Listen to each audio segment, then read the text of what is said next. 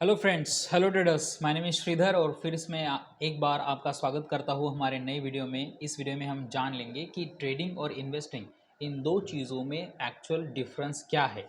बहुत सारे points discuss करने हैं। अगर if you are going to have a look one by one तो we will get to know कि ट्रेडिंग जो होता है वो शॉर्ट टर्म के लिए होता है। ओके, आप इंट्राडे ट्रेडिंग का नाम आपने सुना होगा। ट्रेडिंग में तीन टाइप्स के ट्रेडिंग आते हैं। पहला है इंट्राडे ट्रेडिंग। इसका मतलब आप वो शेयर आज खरीदी कर लेते हो और आज ही उसको बेच देते हो, वो होता है इंट्राडे। आज ही बाइंग और आज ही सेलिंग हो जाती है। उसके बाद दूसरा टाइप का ट्रेडिंग आता है, वो होता है स्विंग ट्रेडिंग। अब स्विंग ट्रेडिंग में क्या होता है, आप उस पर्टिकुलर किसी भी कंपनी के शेयर को आज बाय कर लेते हो और उसको ओवरनाइट लेके जाते हो, होल्ड करके रखते हो। तो वो आप एग्जिट कब कर सकते हो? प्रोबेबली एक दिन में, 2 दिन में, 1 वीक में, 2 वीक में, हार्डली महीना भर आप उसको होल्ड करके रख सकते हो। उसको बोलते हैं स्विंग ट्रेडिंग। महीने के बाद भी उसको होल्ड कर सकते हो क्या? यस, एब्सोल्युटली, ये होता है स्विंग ट्रेडिंग। लेकिन जब आप किसी भी ट्रेड को पोजिशनल होल्ड करके लेके जाते हो लॉन्ग टर्म के लिए, मतलब 2 साल, 5 साल, 10 साल, तो उसको हम पोजिशनल ट्रेडिंग बोलते हैं। ये ट्रेडिंग के तीन टाइप्स है।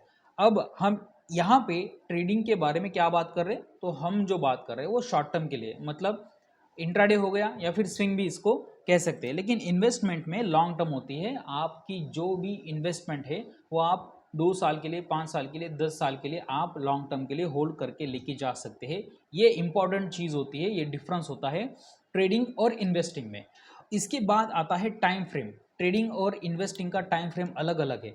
जबकि अगर हम देखने जाएं तो ट्रेडिंग इंट्राडे में होती है, स्विंग ट्रेडिंग में होती है, तो इसका टाइम फ्रेम भी छोटा रहता है। मतलब एक कैंडल का जो साइज़ है, उसका टाइम फ्रेम जो है वो टाइम फ्रेम 3 मिनट का हो सकता है, 1 मिनट का हो सकता है, 5 मिनट का हो सकता है, 10 मिनट का हो सकता है। स्विंग ट्रेडिंग में अगर आप जाएंगे तो ऑब्वियसली इसका टाइम फ्रेम 30 मिनट्स का रह सकता है। एक कैंडल 30 मिनट्स की बन सकती है, एक कैंडल 1 आवर की भी बन सकती है।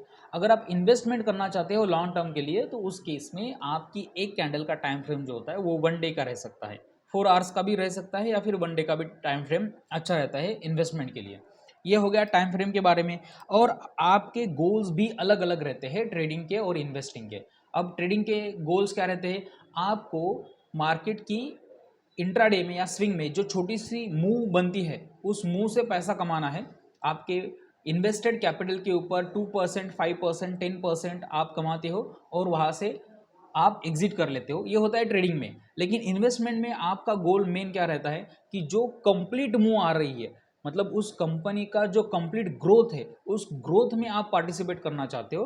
तो इन्वेस्टिंग में और भी चीज़ें आती है। कंपनी के प्राइस का अप्रिसिएशन भी होता है, स्टॉक के प्राइस का अप्रिसिएशन, और उसके साथ ही आपको डिविडेंड्स मिलते हैं, बोनसेस मिलते हैं। ये सारी चीज़ों का लाभ आपको मिलता है। तो ट्रेडिंग और इन्वेस्टमेंट के गोल्स भी बहुत बहुत अलग है। इसके साथ अगर गोल अलग रहेगा तो और एक चीज़ इंपॉर्टेंट है, risk and reward ratio, risk and return, इसको भी ऐसे ही बोला जाता है।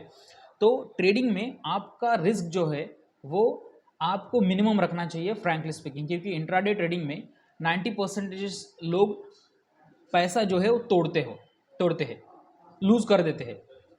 जीरोदा के फाउंडर नितिन कामत सर, इन्होंने तो 1990 का एक रूल बता दिया है। उन्होंने बोला है कि 90% of the retail traders loses 90% of their capital in first 90 days. तो इंट्राडे ट्रेडिंग बहुत बहुत हार्ड है, फ्रैंकली स्पीकिंग ईजी नहीं है। तो इसमें रिस्क जो है वो भी हार्ड है, आई मीन ज़्यादा है, और रिटर्न है वो तो बहुत हार्ड है, बहुत उससे भी ज़्यादा है। ओके, अब इन्वेस्टिंग में रिस्क जो है वो थोड़ा सा है।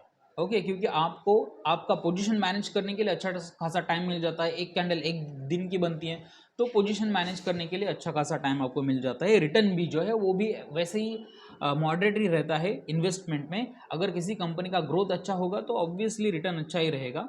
लेकिन किसी कंपनी का ग्रोथ मीन वाइल रुक गया, ओके,